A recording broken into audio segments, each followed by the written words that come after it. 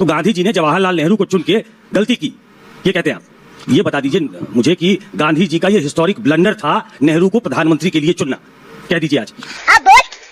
इस शुभेंदु अधिकारी बाकायदा स्टिंग ऑपरेशन में कैमरे पर रिश्वत लेते पकड़े जाएंगे क्योंकि ममता के साथ थे, इसलिए वो भ्रष्टाचारी थे। आपके नेता प्रतिपक्ष बंगाल में हो गए तो वो सारे आरोपों से बरी हो गए।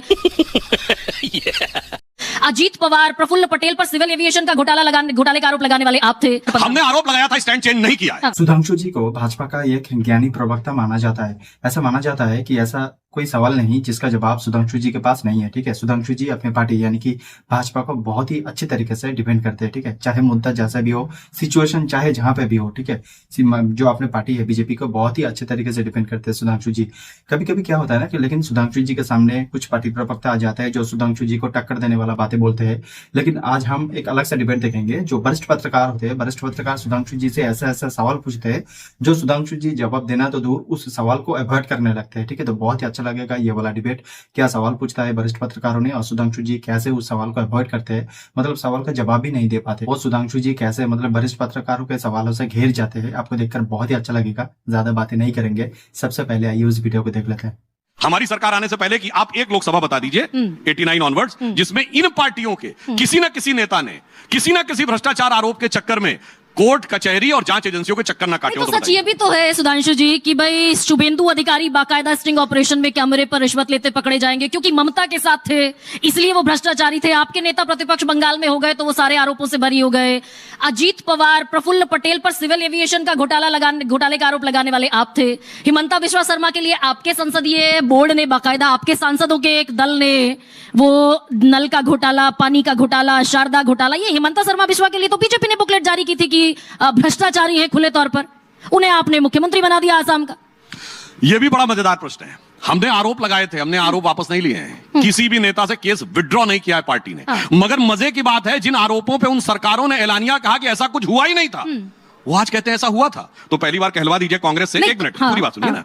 हमने तो आरोप लगाया था, वो सरकार में सुनिए तो आप मेरी पूरी बात तो सुनिए। अरे सुनिए तो, जो अपोजिशन में है वो तो अनुमान पे बोल रहा है और हम कायम हैं अपनी बात पे। जो सरकार में वो कह रहा है ऐसा हुआ नहीं। पहले कहलवाइए उनसे कि उनकी सरकार में भ्रष्टाचार हुआ था।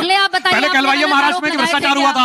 पहले कहिए कि करोड़ों का घोटाला हुआ था। आपने हिमंता बिस्वा शर्मा के लिए गलत बुकलेट जारी की थी क्या? पहले आप कहिए कि प्रफुल्ल पटेल के खिलाफ सिविल एविएशन घोटाला। कांग्रेस ने कहा ऐसा कोई घोटाला नहीं हुआ था। आज कह रहे हैं अपनी सरकार को अरे हुआ था, बहुत जबरदस्त हुआ था, हमारी सरकार घनघोर भ्रष्ट थी। अपने को आरोप देते ऐसे गजब के लोग हैं, ऐसा नजर नहीं आई। जैसे उदाहरण के लिए अभी वो हिंडनबर्ग जिसकी दुकान बंद हो गई, उसने आरोप किन सरकारों पे लगाया था? तमिलनाडु, आंध्रा, तेलंगाना, छत्तीसगढ़, उड़ीसा।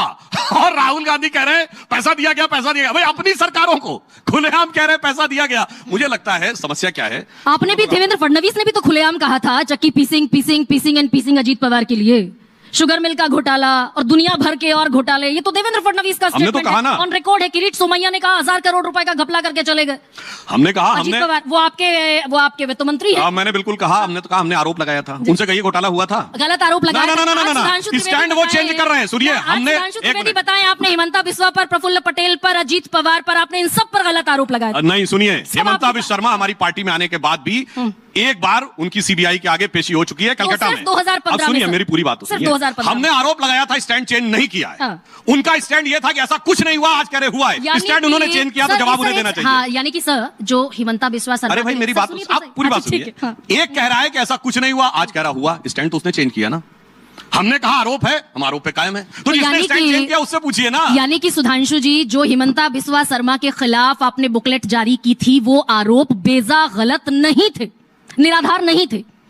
हमने उन आरोपों को विड्रॉ नहीं किया। ठीक है, बट उन्होंने कहा ऐसा कुछ नहीं हुआ था। वो ये कह चुके हैं कि ऐसा कोई आरोप नहीं था, ये सब निराधार था। एक बार कहलवा दीजिए शारदा घोटाला हुआ था। कहलवा तो दीजिए, तब हमसे पूछिए। ये तो बड़ी मजेदार बात है। हम कहेंगे कि शारदा घोटाला तो हुआ ही नहीं था, और जब नहीं हुआ था तो पहले तय कर लो मेरे भाई, हुआ था कि नहीं हुआ था, भ्रष्टाचार किया था या नहीं किया था। पर जानते क्या होता है, हुआ नहीं हुआ, किया नहीं किया में ऐसे फंसे हुए हैं दो पाटों के बीच में कि चलती चक्की देख के दिया कबीरा रोए, और दो पाटन के बीच में साबुत बचा न कोई। इसलिए ना आसाम में साबुत बचे, ना महाराष्ट्र में साबुत बचे। पहला सवाल तो सुधांशु जी कि गांधी जी की चॉइस थे, आपने किताबों का जिक्र कर दिया कि उद्धृत है उसमें जवाहरलाल नेहरू।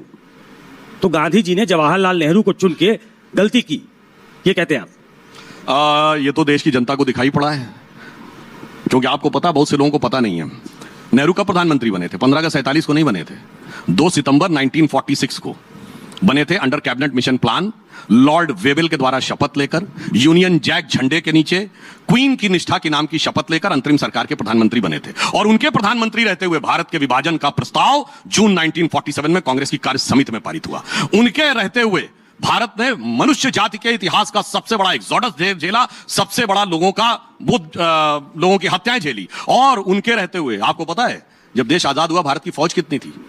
भारत की फौज 25 लाख की थी, वो 2-3 लाख की हो गई। आपको पता है हमारी एयरफोर्स 1932 से थी, ब्रिटिश लीगेसी से। चाइना की एयरफोर्स ही नहीं थी 47 में, 49 में एयरफोर्स बनी। उसके बाद हम 62 में चीन से हार गए। नेहरू जी की नीति क्या रही? एक लाइन में कहूंगा, आधा आधा, पंजाब गया, बंगाल गया, पंजाब गया, कश्मीर गया और चला बंगाल गया, और चीन के हाथों मानसरोवर का हवा ऊंचा भाल गया। अब आप स्वयं सोच लें, ये फायदा हुआ कि नुकसान हुआ? आप ये बता दीजिए मुझे कि गांधी जी का ये हिस्टोरिक ब्लंडर था नेहरू को प्रधानमंत्री के लिए चुनना, कह दीजिए आज। देखिए, मैं एक बात ये कहना चाहूंगा कि ये विषय जानते हैं, इसके लिए आप मौलाना आजाद की किताब पढ़ लीजिए, उन्होंने लिखा हुआ है जो आप वर्ड बोल रहे हैं ना। और कौन सी? वो आखिरी के 40 पन्ने जो उन्होंने कहा था कि मौलाना आजाद की मृत्यु के 30 साल बाद रिलीज हो, जो 1987 में रिलीज हुए। मगर शायद पता नहीं होगा मौलाना आजाद को कि 30 साल बाद भी राजीव गांधी प्रधानमंत्री थे, इसलिए दबा दिए गए। वो 40 पन्ने पढ़ लीजिए सुकेश जी, आपकी बात का लगभग इन्हीं शब्दों में जवाब लिखा है। नहीं, वो किताब मैंने पढ़ी है, मैं हिस्ट्री का स्टूडेंट रहा हूं। मैं आपसे सुनना चाहता हूं, गांधी जी ने हिस्टोरिक ब्लंडर किया नेहरू को बना के, गांधी की गलती थी जो लिखे। ये देश आपके हिसाब से भुगत रहा है। जब नेहरू जी बने उसके जिम्मेदार गांधी जी थे। देखिए, जब पढ़े हैं तो सुनना क्यों चाहते हैं? आप तो पत्रकार हैं, राजनीति काहे कर रहे हैं?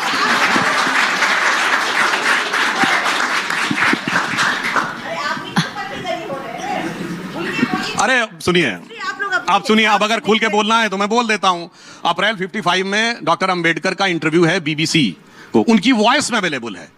गांधी जी के बारे में उनके कितने सुंदर विचार थे, उनकी वॉइस में सुन लीजिए। मेरे शब्दों की जरूरत डॉक्टर अंबेडकर की वॉइस। आप बोलिए ना सुधांशु जी, आपके शब्दों में सुनना चाहते हैं, जिसको इतने बड़े बड़े लोग बोल चुके हैं। नहीं, अंबेडकर, मौलाना आजाद सब सही है। आप बोलिए कि Gandhi ji did the biggest blunder in this country by appointing Jawaharlal Nehru as the prime minister. अब मैं कोट कर देता हूं, हम नहीं, सुनिए तो गांधी ने खुद कहा है। अब सुनिए, गांधी को कोट कर रहा हूं, बाकी तो छोड़ दीजिए। खलीकुज़्ज़मा बहुत बड़े लीडर हैं, उन्होंने अपनी किताब में लिखा। खलीकुज़्ज़मा का नाम सुना है आपने? कौन थे ये बहुत बड़े मुस्लिम लीडर थे, मिर्जापुर के थे। और नेहरू की ट्रिस्ट विद डेस्टिनी स्पीच के बाद अगली स्पीच इन्होंने दी। उन्होंने किताब पाथवे टू पाकिस्तान या कुछ इस ढंग से लिखा है, जिसमें उन्होंने कहा है कि गांधी ये कह रहे हैं कि मेरा बेटा, वो रामदास उनका नाम था, वही बेटे जिन्होंने उनको मुखाग्नि दी थी। उन्होंने कहा देखो मेरा बेटा क्या लिख रहा है। ये खलीकुज़्ज़मा बकौल गांधी कोट कर रहे हैं कि आप जो हैं वो, मतलब मेरे लिए कह रहा है वो गांधी जी कह रहे हैं कि आप तो देश के लिए, हिंदू समाज के लिए अभिशाप होते जा रहे हैं। ये मेरा बेटा मेरे को कह रहा है, मैं बताओ क्या बताऊं। तो मैंने गांधी कोट कर दिया, बहू को जरूरत है कुछ क्या? नहीं, आप नहीं बोल रहे हैं, चाहे कुछ भी हो जाए, मैं खुद नहीं बोलूंगा। अरे आप बोलिए तो सही। अब देखिए, अब बता रहा हूं, कहा जाता है कि जो व्यक्ति समझना चाहे उसे समझाया जा सकता है, जो जागना चाहे उसे जगाया जा सकता है, जो जगते हुए सोने का वो कर रहा उसे नहीं जगाया जा सकता। इसलिए जो पत्नी गली होना चाहता है वो सुधांशु सुनिए होता है। पत्नी गली मत होइए। मैं एक पत्नी गली नहीं, मैंने आपको लगातार 3-4 चीजें कोट कर दी, फिर भी मैं कहना चाहता हूं समझ के समझाओ उसको जिसके की समझ है। जो समझ के भी ना समझे, समझो कि वो ना समझ है। एग्जैक्टली सुधांशु जी, जो आप समझ रहे हैं वहां बैठ करके और उसके बाद भी ना समझी दिखा रहे हैं, हिस्ट्री की किताबें कोट कर रहे हैं, बोल दीजिए ना। बोलने में क्या जाता है, सिर्फ 2 लाइन बोलनी है कि गांधी ने गलत किया। देखिए, समझने वाले समझ रहे हैं, ना समझे वो अनाड़ी, और आपको अनाड़ी नहीं मानता। आप भी एग्जैक्टली आप पर ही ये होता है कि आप बोल के भी सब कुछ समझा। नहीं, मैंने तो देखिए, अब आपको बताएं, आपने मुझसे बोल के कह के गांधी जी की कितनी बखिया उधड़वाएंगी? 3 तो मैंने दे दिए आपको रेफरेंस, अब और भी चाहिए क्या? अब आप सुनिए, कृपलानी ने भी अपनी किताब में यही लिखा है कि नेहरू को प्रधानमंत्री बनाने का निर्णय बहुत गलत था जो गांधी जी ने लिया। ये कृपलानी कौन है? कांग्रेस के बाद में अध्यक्ष रहे। तो इसलिए मैंने सिर्फ कांग्रेस अध्यक्षों को कोट किया है, हल्का फुल्का कोट नहीं किया है। तो क्या वाकई आज की बीजेपी को आरएसएस की, संघ की जरूरत नहीं है? बीजेपी सक्षम है? देखिए, संघ से भारतीय जनता पार्टी का संबंध और संघ की स्कीम ऑफ थिंग्स में भारतीय जनता पार्टी, इसका मैं आपको बहुत स्पष्ट बता देना चाहता हूं। हमारे अधिकांश नेता संघ के स्वयंसेवक रहे, हमारे दोनों प्रधानमंत्री संघ के प्रचारक रहे, अटल जी और मोदी जी, और हमारा सारा शीर्ष नेतृत्व तो संघ का स्वयंसेवक है।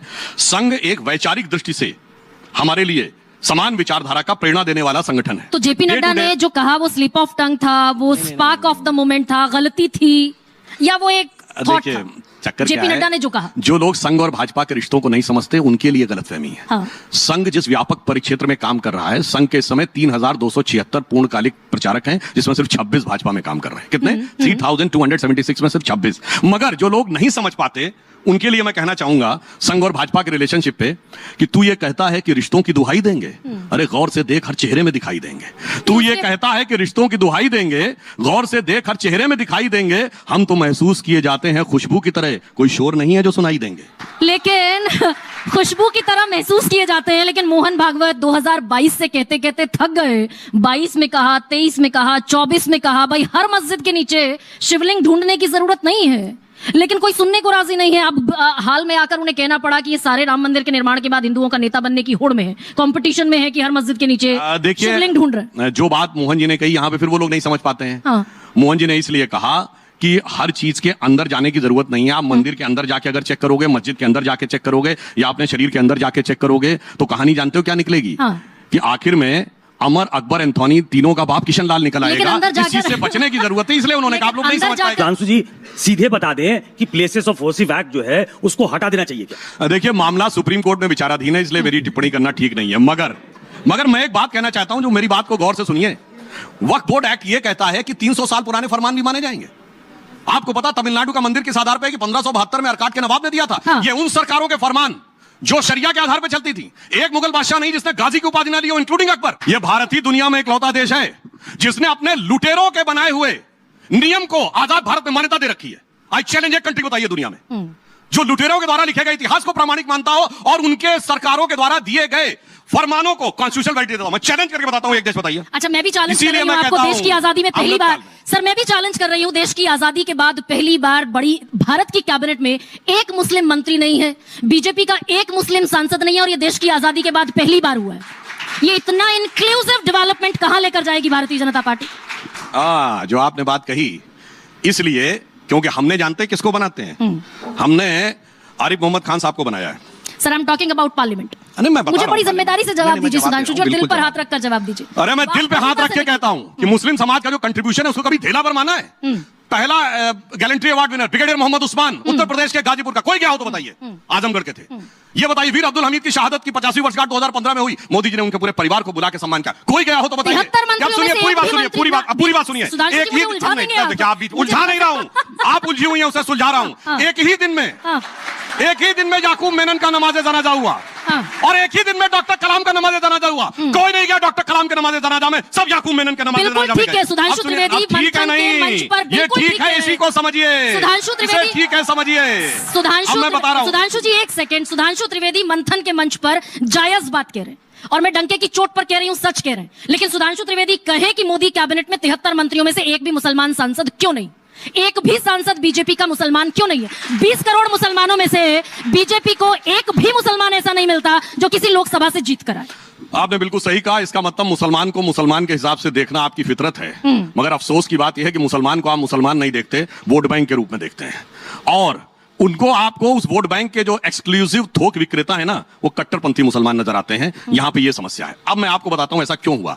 आजादी के बाद अभी ये बताइए, उस्ताद जाकिर हुसैन की डेथ हुई, कोई गया उनके घर पे? सच्चाई है ना, पूरी बात। There is no minister. आपने तो उसी आम मुसलमान की हज सब्सिडी को खत्म कर दिया, कैलाश मानसरोवर जाने वाले तीर्थयात्रियों को आप पैसा देते हैं। अच्छा, अब आपको बताता हूं, बस आखिरी सवाल है मेरा। बड़ा अच्छा सवाल इन्होंने किया। मुझे जो अर्लीस्ट याद है अपनी मेमोरी में, वो कुंभ का मेला 89 का याद है, और मेरे मन में स्टूडेंट लाइफ में बात उठी, भैया कुंभ मेले पे मेला टैक्स और हज पे सब्सिडी, गजब का सेकुलरिज्म है। और मैं पूछना चाहता हूं, पूरी बात सुनिए, पूरी बात। हज जाना चाहिए अपने पैसे से, वो सवाब का काम है? हज जाएंगे सरकार के पैसे से, जिसमें 95% टैक्स पेयर काफिर है। काफिरों के पैसे से हज जाओगे तो सवाब कैसे मिलेगा मेरे भाई? वो तो आपकी धार्मिक मान्यता का सम्मान करने के लिए हमने किया है। कैसे ये था वीडियो आपको कैसा लगा कमेंट करके जरूर बताना। यहाँ पे सुकेश जी और गरिमा जी जो सवाल सुधांशु जी से किया है, क्या सुधांशु जी उस सवाल का सही जवाब दे पाया? सुधांशु जी जो जवाब दिया, उस जवाब के ऊपर आपका जो राय है वो कमेंट करके बता देना, और ऐसे ही वीडियो देखने के लिए हमारे इस चैनल को सब्सक्राइब कर देना। मिलते हैं अगले एक नए वीडियो पे।